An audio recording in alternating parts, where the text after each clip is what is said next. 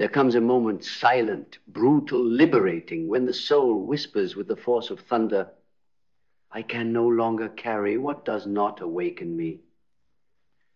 And in that moment, something ancient breaks, something ancestral stirs.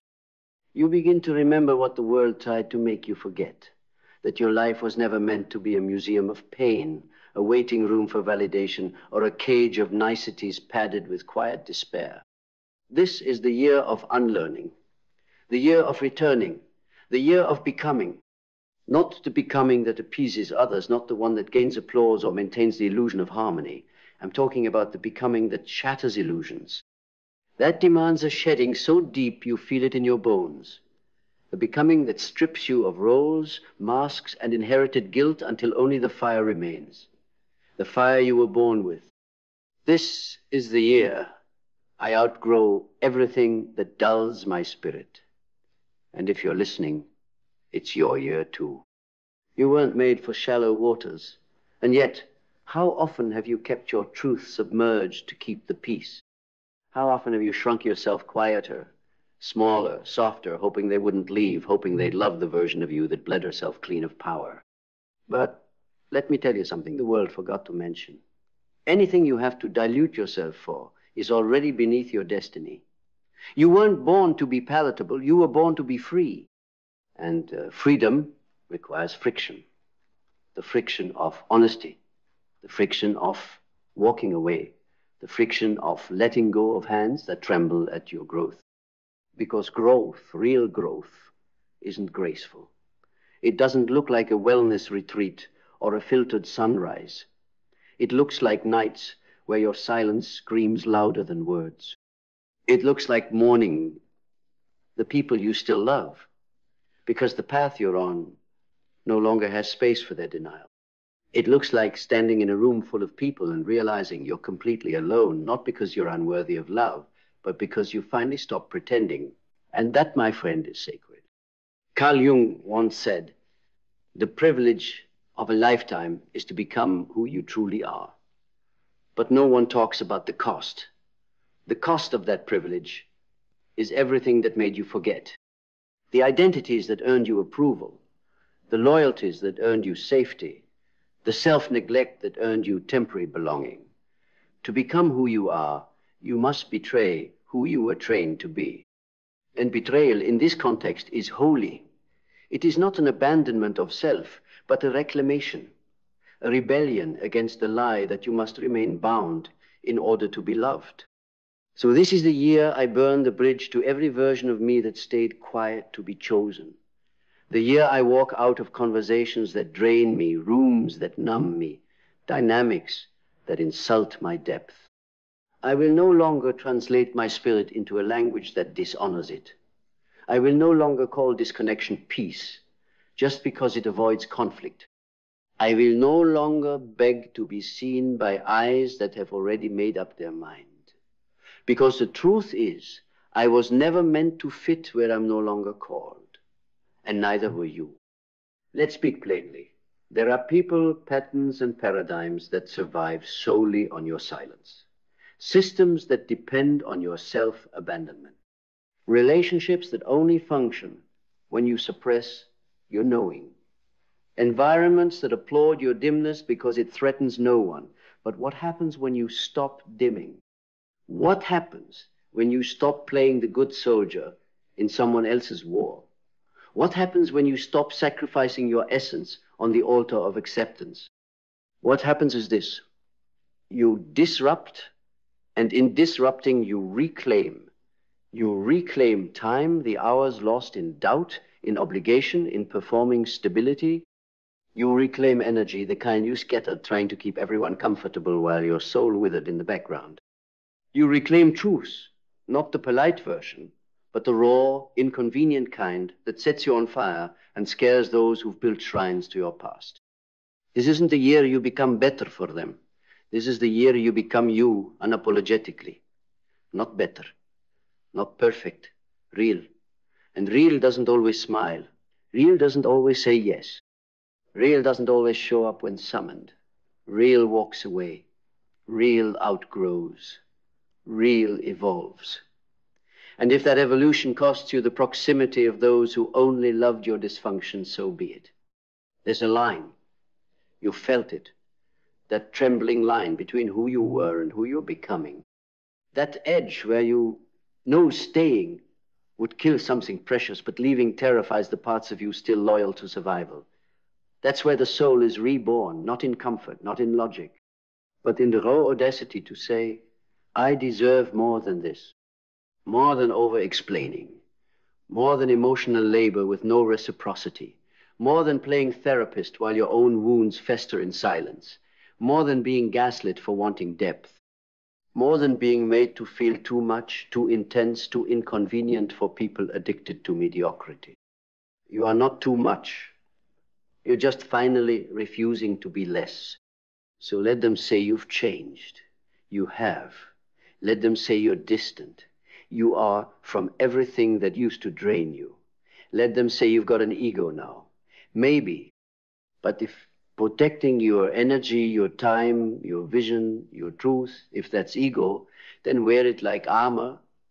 The truth is, they never hated the real you. They hated that they could no longer control the edited version. Freedom, Jung taught us, is not found in fitting in, it's found in integration. Integrating the shadow, the rage, the grief, the guilt, the hunger, the holy chaos, the untamed spirit that no longer seeks permission, the version of you that doesn't just survive the fire, becomes it. This year, I stop apologizing for evolving. I stop making sense to people who have not earned access to my soul. I stop negotiating with mediocrity disguised as comfort.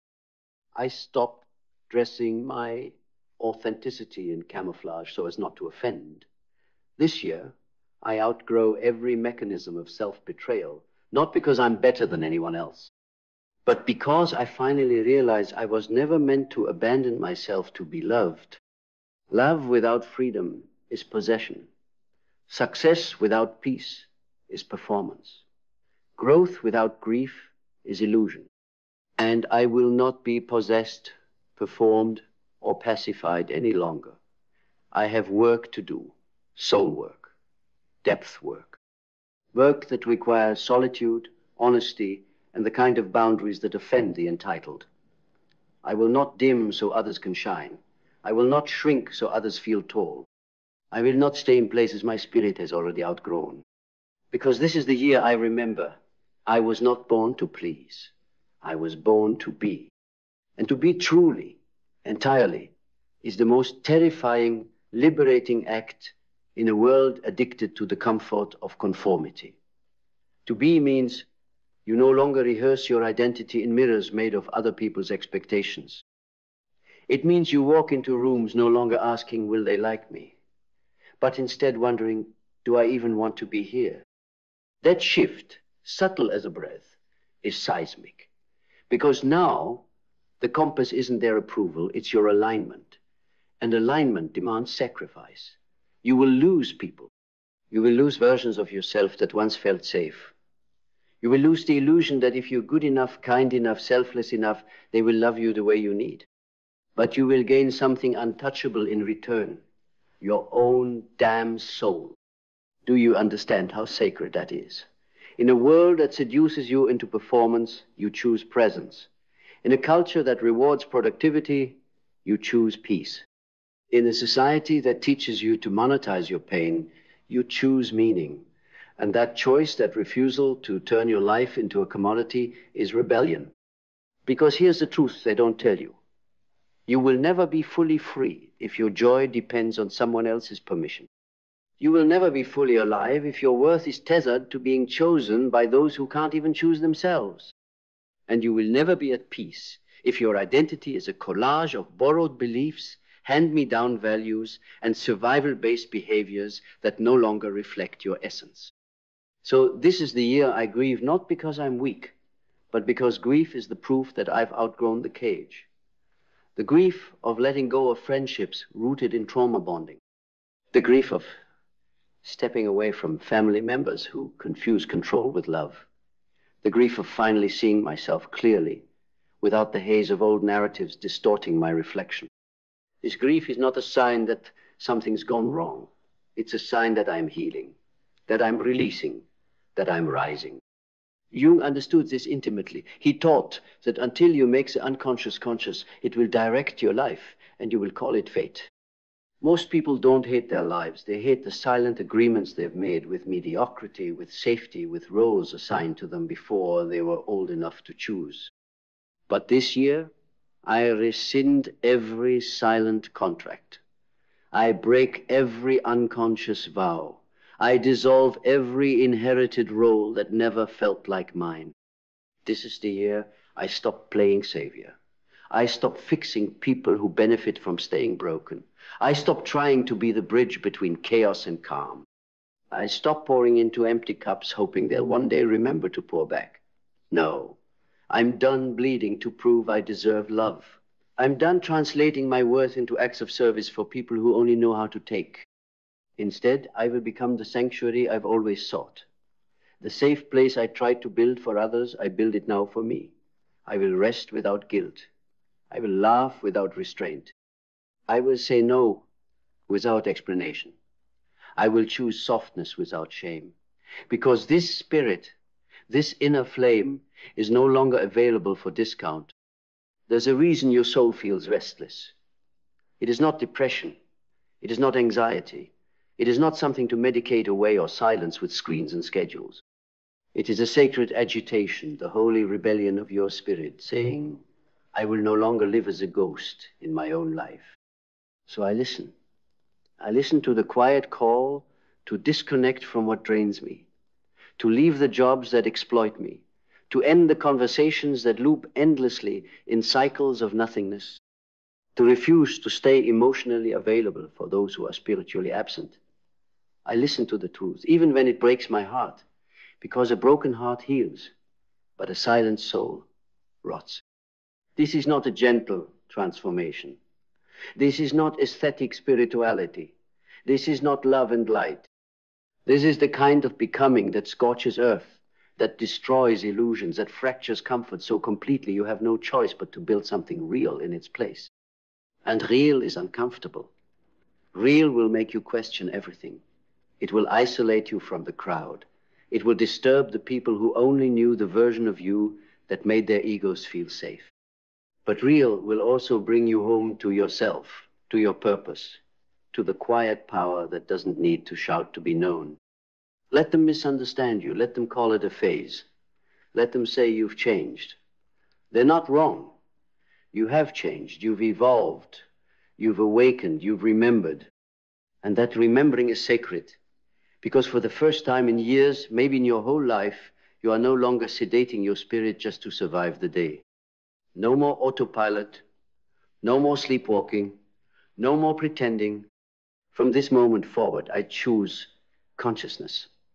I choose alignment over attachment. I choose clarity over comfort. I choose integrity over image. I choose growth, even if it means growing alone.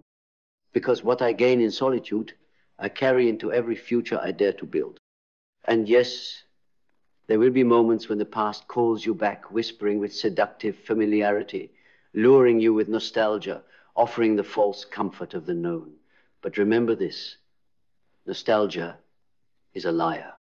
It dresses up dysfunction in memory's perfume.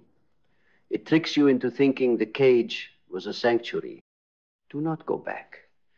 You are not meant to revisit what you've buried. You are not meant to repolish what was never real. You are not meant to resurrect dead things just to feel less alone. You are meant to rise, to rebuild, to reimagine a life that doesn't require your disappearance to function. One where your essence is not an inconvenience, but the foundation. One where your light is not negotiated, but revered. This is the year I stop running from my reflection. The year I look myself in the eyes and say, you were never too much. They were simply not enough to meet you where you are meant to go. And where you are meant to go is not somewhere they can follow. Not all of them. Not the ones who needed your silence more than your soul. Not the ones who mistook your loyalty for servitude, your kindness for compliance, your love for permission to keep you small. Let them stay behind in the chapters you've already outlived. Their roles in your story have ended. Stop rewriting the scene. The new chapter begins with the door closing and you not reaching back. There's a fierce kind of peace that comes when you stop dragging dead weight up the mountain with you. When you no longer negotiate your pace for people who never had the legs to climb. When you accept, finally, that not everyone you love is meant to go where your spirit is ascending. And that's not cruelty, that's clarity. Because the truth is, not everyone is ready to meet their own depth. And you are no longer willing to hide yours just to make them comfortable. You've tasted too much silence, sat too long with your shadow, held too many midnight conversations with the parts of yourself others deemed too much. And now you know, anyone who cannot sit in the fire with you does not deserve the warmth of your flame. This is the year I stop seeking reflection in broken mirrors.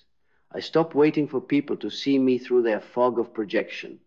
I stop asking the blind to validate my vision.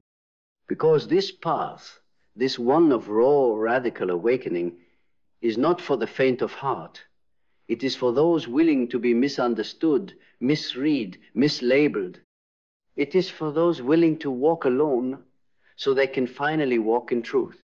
Jung said, the most terrifying thing is to accept oneself completely. And he was right, because self-acceptance is not just affirmations and mirror talk. It is war.